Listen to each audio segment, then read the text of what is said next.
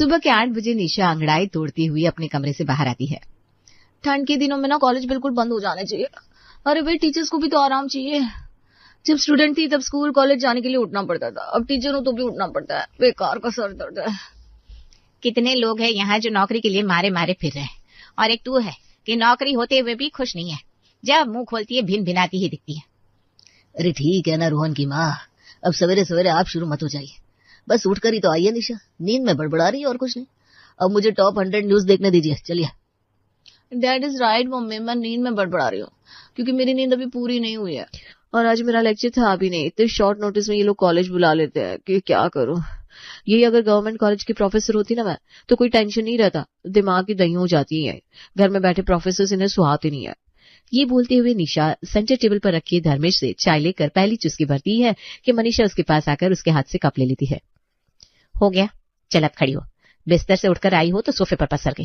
किस घर की लड़की 8 बजे उठती है? और यहाँ बेटियों का लोग 8 बजे तक सोना बर्दाश्त नहीं करते, तो भाई कौन अपनी बहू का 8 बजे तक सोना बर्दाश्त करेगा? 10 मिनट के अंदर तैयार हो जा और कॉलेज निकल चल।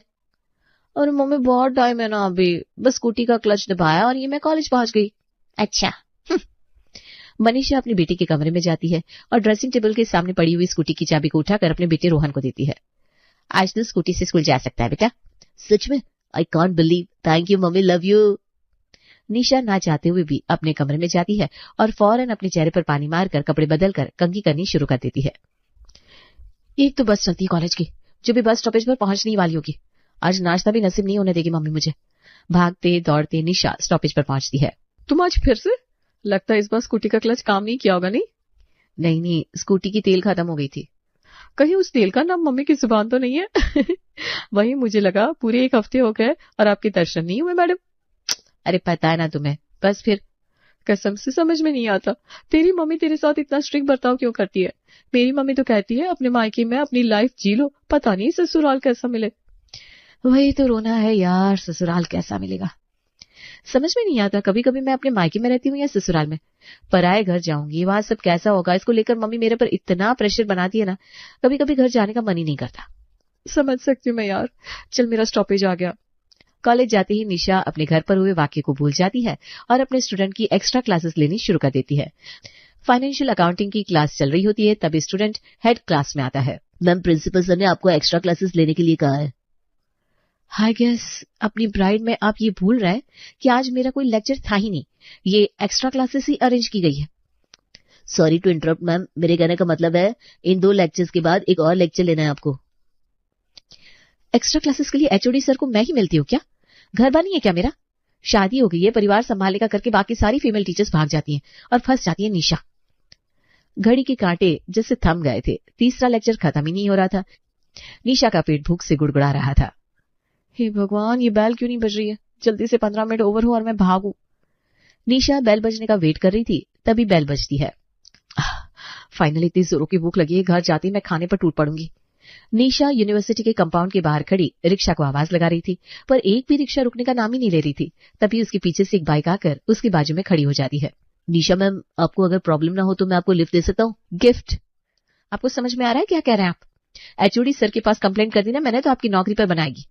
माना कि प्रोबेशन पीरियड पर हूं मैं, पर परमानेंट नौकरी वालों की नौकरी खा सकती हूँ। अरे मैडम, गिफ्ट नहीं, आपको रिक्शा नहीं मिल रही है ना, मैं भी उसी तरफ जा रहा था तो सोचा आपको लिफ्ट दे दूं। और कोई बात नहीं, किसी और दिन आप मुझे अपनी स्कूटी पर लिफ्ट दे दीजिएगा या इंटरनल टेस्ट की कॉपीज चेक करने में मेरी मदद कर दीजिएगा। सुबह से भूखी भूखी अगर मैं यहाँ खड़ी रिक्शे का इंतजार करती रही तो पता चला मुझे चक्कर आ गया। गौतम सर की इमेज इतनी बुरी भी नहीं है, ले लेती हूँ लिफ्ट, क्या ही हो जाएगा। गौतम और खुद के बीच एक डिस्टेंस रखकर निशा बाइक पर बैठ जाती है। ये आप यहाँ क्यों रुक गए? निशा मैम, आपको यहाँ से खुद जाना होगा। वो क्या है ना, मैं यहाँ फ्लैट में रहता हूँ तो खाना वाना ज्यादा बना नहीं पाता, इसी होटल में खाना खाता हूँ। अगर आप 10 मिनट रुक जाए तो मैं फटाफट खा लूं, या एक काम करता हूँ, मैं खाना पैक करवा लेता हूँ, या फिर बताइए पहले आपको ड्रॉप करके आऊं क्या? भूख तो मुझे भी बड़ी जोर की लग रही है। घर जाती ही मम्मी खाना देगी नहीं, कहेगी पहले फ्रेश हो जाओ, ऊपर से आज बेडशीट भी धोना है। इफ यू डोंट माइंड, क्या मैं भी आपको कंपनी दे सकती हूँ? मतलब आपने मुझे लिफ्ट दी है तो इतना तो मैं आपके लिए कर ही सकती हूँ। खाने की दीवानी निशा पेट भर के खाना खा लेती है, फिर गौतम उसे घर ड्रॉप कर देता है। जैसे ही निशा अपने घर के दरवाजे से अंदर आती है, उसके पापा और मम्मी दीवार बनकर उसके सामने खड़े हो जाते हैं। पूछिए इससे किसके साथ थी ये? वो तो रेशमा ने मुझे कॉल करके बता दिया इसके करतूत का, मुझे तो विश्वास ही नहीं होता अगर मैंने वीडियो कॉल पर इसे उस सफेद चमड़ी के लड़के के साथ ना देखा होता। अरे भाई कोई तो बता दे हमें, शादी कर देंगे, क्यों हमारी इज्जत उतारने में लगी हुई है। कौन था वो लड़का? क्या घर पर खाना नहीं मिलता तुम्हें, या तुम्हारी सहेलियां कम पड़ गई थी? अच्छा, तुम्हारी माँ तुमसे रोटियां बनवाती है ना, वही पसंद नहीं आया होगा तुम्हें। ससुराल में अगर सास ने कह दिया काम करने को तो फिर तुम रोज रेस्टोरेंट जाकर खाना खाने बैठ जाओगी क्या? और वहां अगर किसी ने तुम्हें किसी और मर्द के साथ देख लिया तो पता है कैसा इल्जाम लगेगा तुम पर। ये बहस चली रही थी कि तभी गौतम अंदर आता है। सॉरी निशा, मुझे तुम्हारे फैमिली मैटर में नहीं बोलना चाहिए, पर मेरा फोन शायद तुम्हारे पर्स में रह गया है और तुम्हारा फोन मेरे पास आ गया, वही रिटर्न करने आ रहा था और ये सब मैंने सुन लिया। नमस्ते अंकल जी, मेरा नाम गौतम है, हम दोनों एक ही कॉलेज में पढ़ते हैं और वैसे हमारे बीच में कुछ भी नहीं है। आज रिक्शा ना मिलने के कारण मैंने निशा को लिफ्ट दी थी बस। पर अगर आपको लगता है कि मेरे साथ लंच करना उसे बदनाम कर सकता है तो आप मेरे साथ उसकी शादी कर दीजिए। पीएचडी हूँ, डॉक्टरेट की डिग्री है मेरे पास, सैलरी 1.5 लाख रुपए है। अभी पिछले महीने गवर्नमेंट कॉलेज में मेरा सिलेक्शन हो गया है, 20 दिनों बाद ज्वाइनिंग है मेरी होम सिटी में। तो अगर आप अपनी बेटी को विदा करना चाहे तो बताइए। मनीषा तो जैसे निशा को विदा करने के लिए मर ही रही थी। गौतम के घर वालों से मिलकर दोनों परिवार शादी के लिए मान जाते हैं और रिश्ता पक्का हो जाता है। बहू बनकर निशा गौतम के घर आ जाती है। सभी के सामने नाश्ता परोसा जाता है। आहा, जमुना के समोसे का तो जवाब ही नहीं है। अरे भाभी खाओ ना, मेरा चौथा समोसा चल रहा है और आपका पहला शुरू भी नहीं हुआ, शर्माओ मत। आप बेटी हो, मैं बहू। तो बहू क्यों शर्माएंगी? सब अपने समोसे रखो, जब तक मेरी बहू समोसे खाना शुरू नहीं करती कोई समोसे नहीं खाएगा। हाँ, मम्मी तो कहती थी कि ससुराल में सभी के खाने के बाद बहू को बच्चा कुचा खाने के लिए दिया जाता है। बहू का पहले खा लेना मतलब कलिश, पर यहाँ तो सामने से बोला जा रहा है। निशा फटाक से एक समोसा उठाती है और धप से खा लेती है। हल्के फुल्के नाश्ते के बाद निशा अपनी सास से पूछती है, सारी रस्में हो गई क्या मम्मी जी, या और कुछ बाकी है? वो चेहरे पर बाल आ रहा है ना, कंघी कर सकती हो क्या?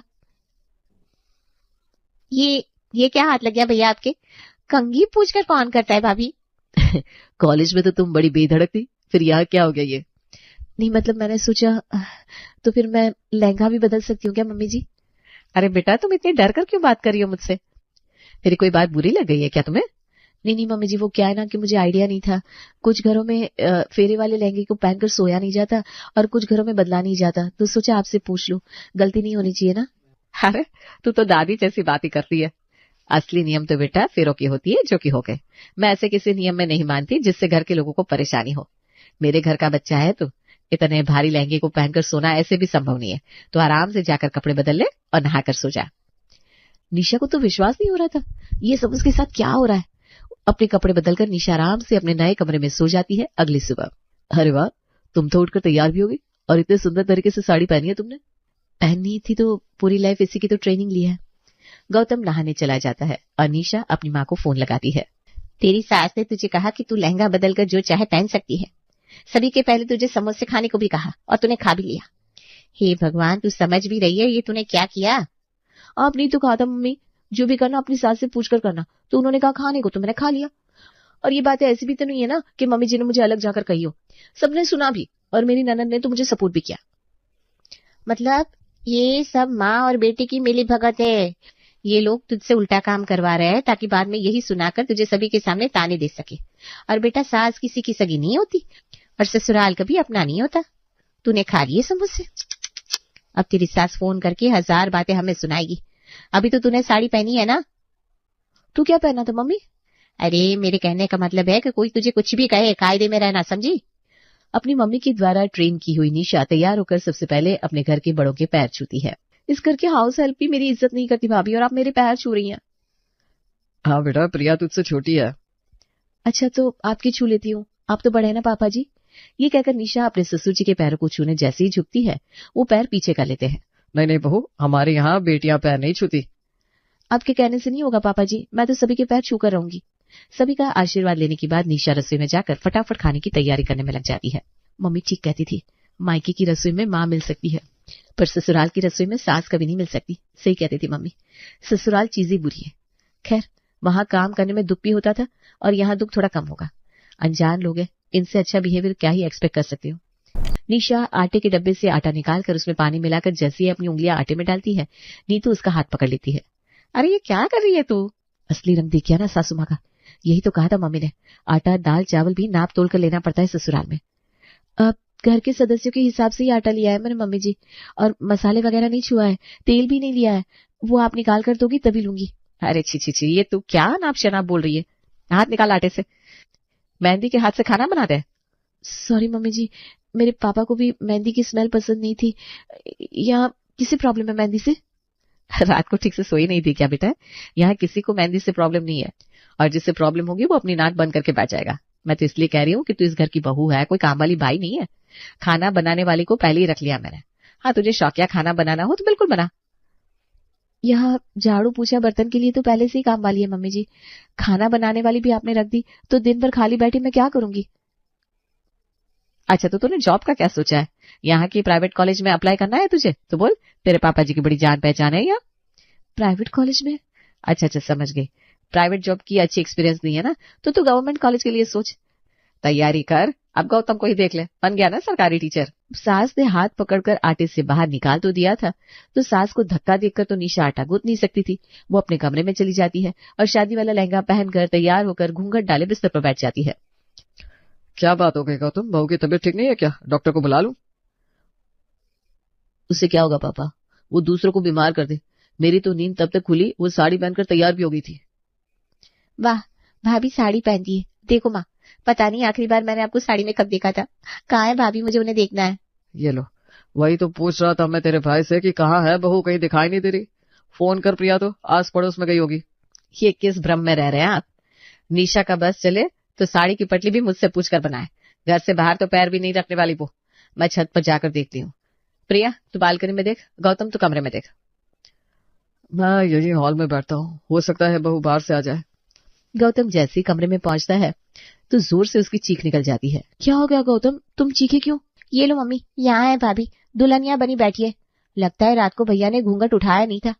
ससुराल है, घूंघट उठा रहा हूँ मैं। ये रस्म सही से हुई नहीं होगी, है ना भैया? और तू क्या दरवाजे पर जाकर खड़ी होगी? इधर आ मेरे पास। बहू, तेरी सास, मैं और तेरी ननद जरा बाहर घूम कर आते हैं, तो आराम से घर पर रहे। एक मिनट पापा जी, आप लोग मुझसे नाराज होकर घर छोड़कर जा रहे हैं क्या?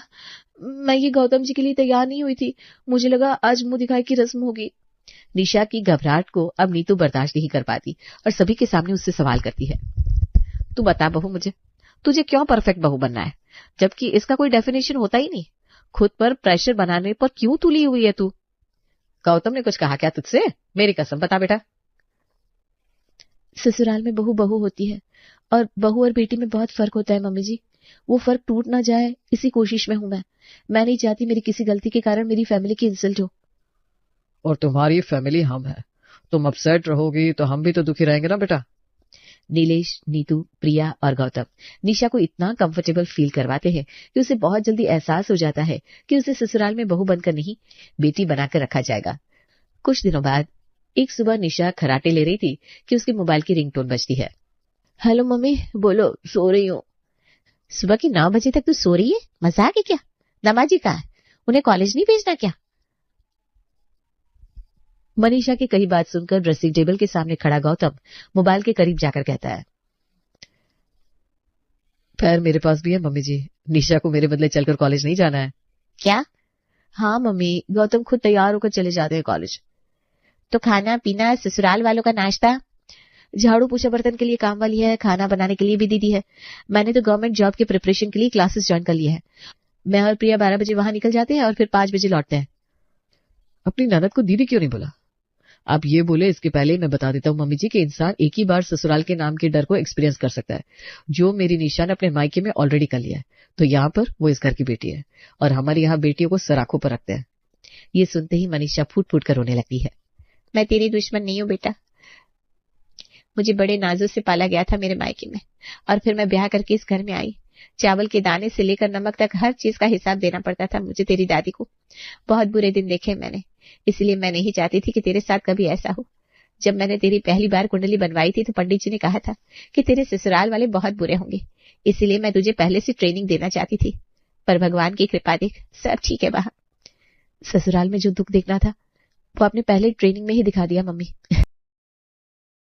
देखो कितना दर्द हो रहा है माँ।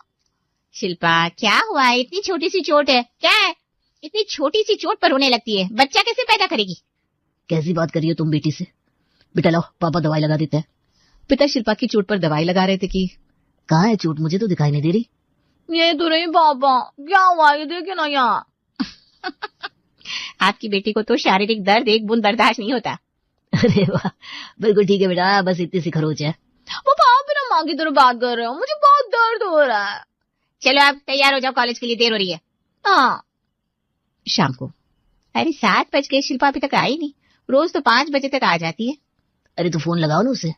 माँ फोन लगाती है। हेलो माँ। अरे कहाँ हो बेटा, इतनी देर क्यों हो गई? माँ वो बस में बहुत भीड़ है, मैं डर गई।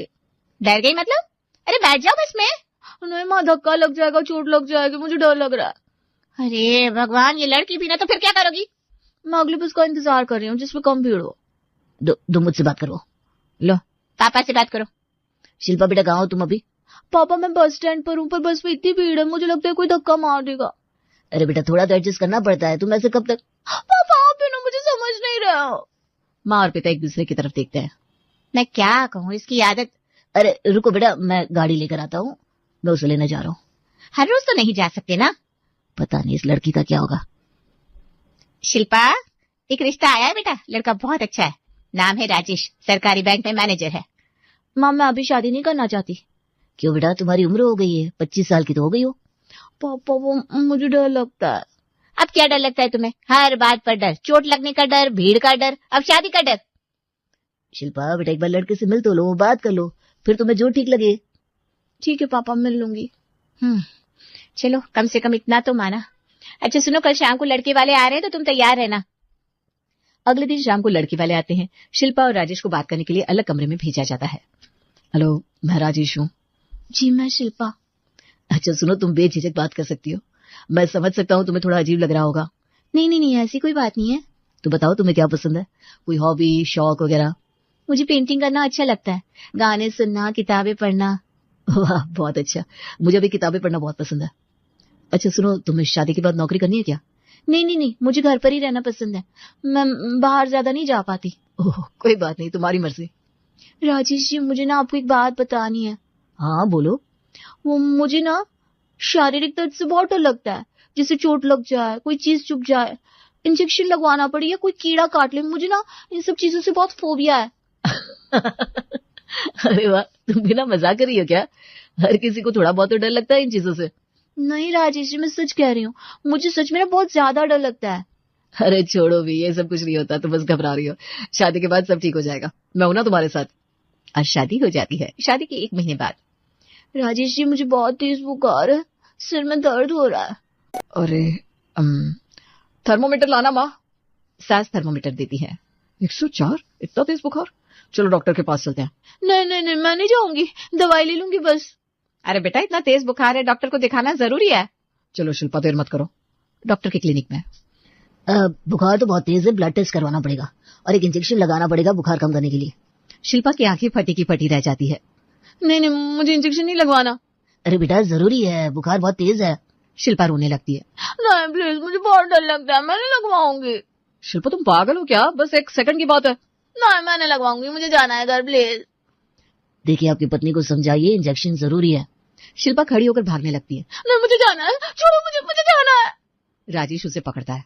शिल्पा ये क्या तमाशा लगा रखा है, लोग देख रहे हैं। शिल्पा जोर से रोने लगती है। मुझे नहीं लगवाना प्लीज, मुझे घर ले चलो, मैं दवाई खा लूंगी प्लीज।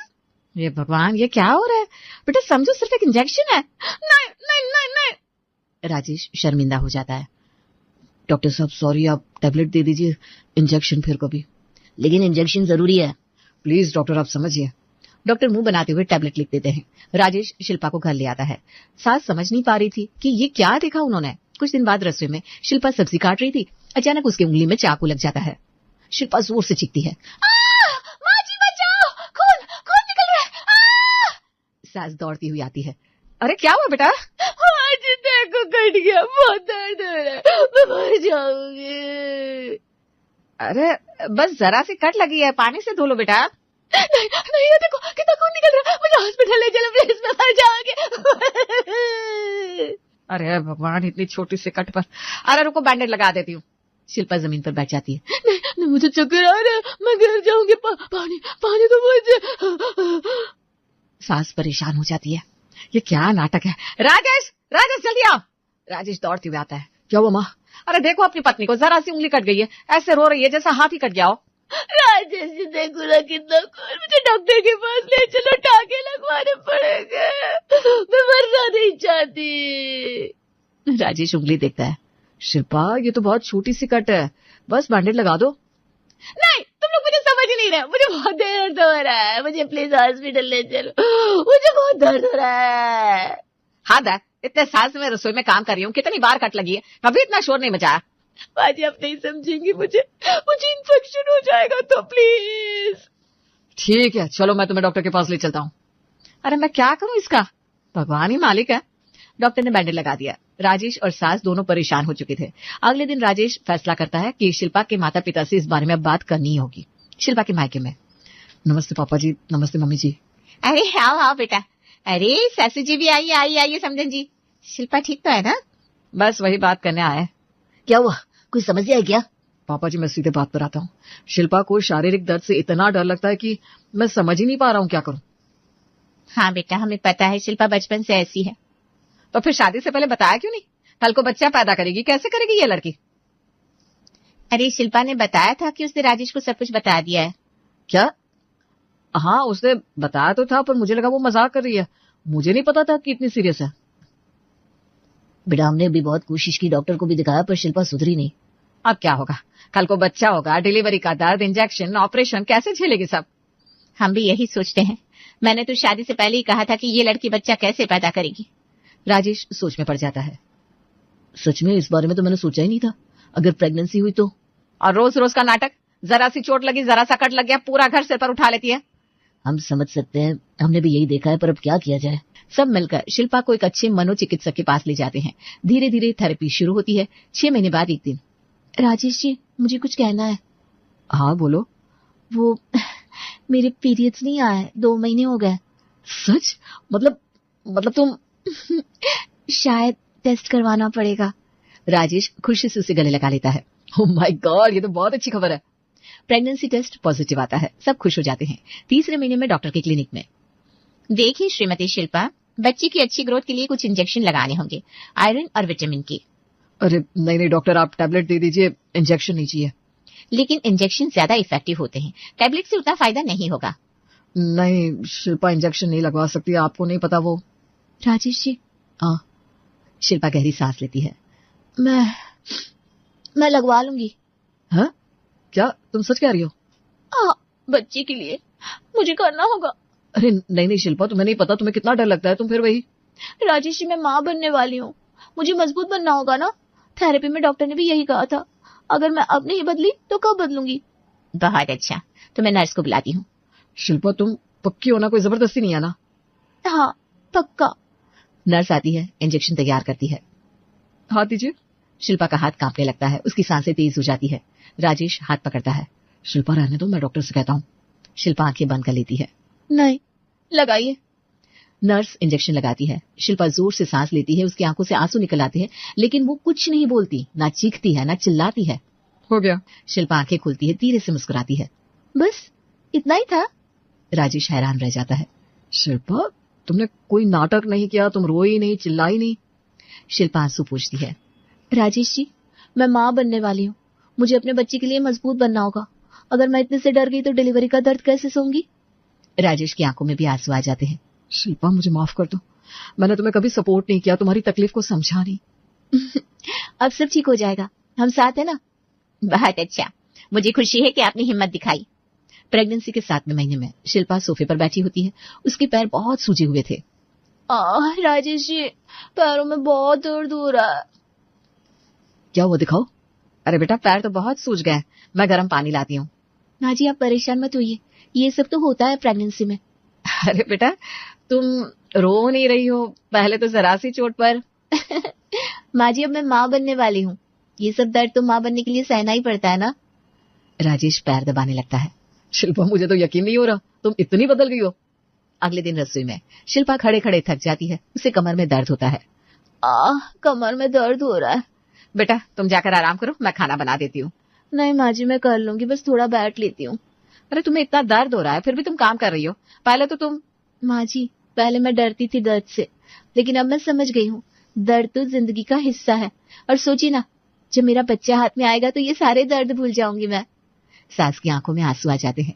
बेटा, तुम सच में बहुत बदल गई हो। भगवान तुम्हें खुश रखे।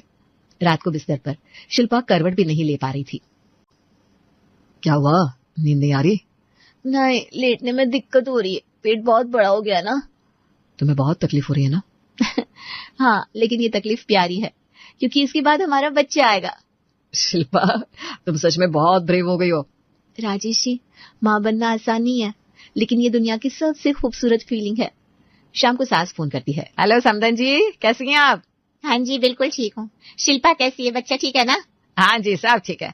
मैंने तो आपको ये बताने के लिए फोन किया था कि शिल्पा बिल्कुल बदल गई है। मतलब कैसे? अरे इतना दर्द सह रही है, पैर सूज गया है, कमर में दर्द, लेकिन एक बार भी नहीं रोई, ना कोई नाटक किया, बस मुस्कुराती रहती है। सच? भगवान का शुक्र है। मुझे लग रहा था कि वो फिर से वैसी ही हो जाएगी। अरे नहीं, बिल्कुल नहीं। आप तो देखो कितनी समझदार हो गई है। हाँ, लेकिन समधन जी, असली परीक्षा तो अभी बाकी है। मतलब? डिलीवरी का दर्द, वो तो सबसे भयंकर होता है। मुझे नहीं पता शिल्पा कैसे सहेगी। हाँ, मैं भी यही सोचती हूँ। इतना तेज दर्द होता है घंटों तक, कई बार तो नॉर्मल डिलीवरी भी नहीं हो पाती, ऑपरेशन करना पड़ता है। भगवान करे सब ठीक हो, लेकिन मुझे डर लग रहा है कहीं वो फिर से। अरे नहीं, ऐसा मत बोलिए। शिल्पा बहुत मजबूत हो गई है, वो कर लेगी। देखते हैं, भगवान भला करे। 9वां महीना पूरा हो जाता है। एक रात अचानक शिल्पा को तेज दर्द शुरू हो जाता है। राजेश जी उठिए, मुझे दर्द हो रहा है बहुत तेज। राजेश घबरा कर उठते हैं। क्या? अभी रुको, मैं माँ को बुलाता हूँ। सास दौड़ती हुई आई। क्या हुआ बेटा? आज पेट में बहुत दर्द। अरे भगवान, लगता है बच्चा होने वाला है। राजेश, गाड़ी निकालो जल्दी। हॉस्पिटल में डॉक्टर शिल्पा को चेक करती है। हाँ, लेबर पेन शुरू हो गया है, आपको एडमिट करना होगा। राजेश शिल्पा के माता पिता को फोन करता है, वो भी भागे भागे आ जाते हैं। बेटा कैसी हो, बहुत दर्द हो रहा है ना? हाँ माँ, लेकिन मैं ठीक हूँ। डॉक्टर, आप ऑपरेशन कर दीजिए, नॉर्मल डिलीवरी में बहुत दर्द होता है। हाँ, सिजेरियन ही करवा लीजिए बेटा, कम दर्द होगा। नहीं माँ, मैं नॉर्मल डिलीवरी करवाऊंगी। क्या शिल्पा, तुम पागल हो गई हो? नॉर्मल डिलीवरी में कितना दर्द होता है? राजेश जी, मैंने गूगल पर पढ़ा था, जो बच्चे नॉर्मल डिलीवरी से पैदा होते हैं ना, वो कम बीमार पड़ते हैं, उनकी इम्यूनिटी ज्यादा होती है। देखो मिसेस शिल्पा, ऐसा कुछ नहीं है, दोनों तरीके सुरक्षित है। नॉर्मल डिलीवरी में बहुत दर्द होगा, और आपको पता है ना, आपको दर्द से कितना डर लगता है। डॉक्टर, मैं माँ बनने वाली हूँ, मैं अपने बच्चे के लिए कुछ भी सह सकती हूँ, मुझे नॉर्मल डिलीवरी ही करवानी है। बेटा सोच लो, इतना तेज दर्द। माँ जी, मैंने सोच लिया है, प्लीज आप लोग मेरा साथ दीजिए। शिल्पा को लेबर रूम में ले जाया जाता है। घंटों तक दर्द चलता रहता है। लेबर रूम के अंदर पुश कीजिए, जोर लगाइए, जोर लगाइए। नहीं हो रहा। बस थोड़ा और, आप कर सकती हैं। मुझसे नहीं हो रहा, बहुत दर्द हो रहा। हिम्मत रखिए, बस थोड़ा और। शिल्पा पूरी ताकत लगाती है और फिर एक बच्चे के रोने की आवाज आती है। Congratulations, it's a boy. मेरा बेटा, दिखाइए। नर्स बच्चे को शिल्पा के पास लाती है। शिल्पा बच्चे को देखकर रोने लगती है। कितना प्यारा है ना मेरा बेटा। बाहर वेटिंग एरिया में नर्स बाहर आती है।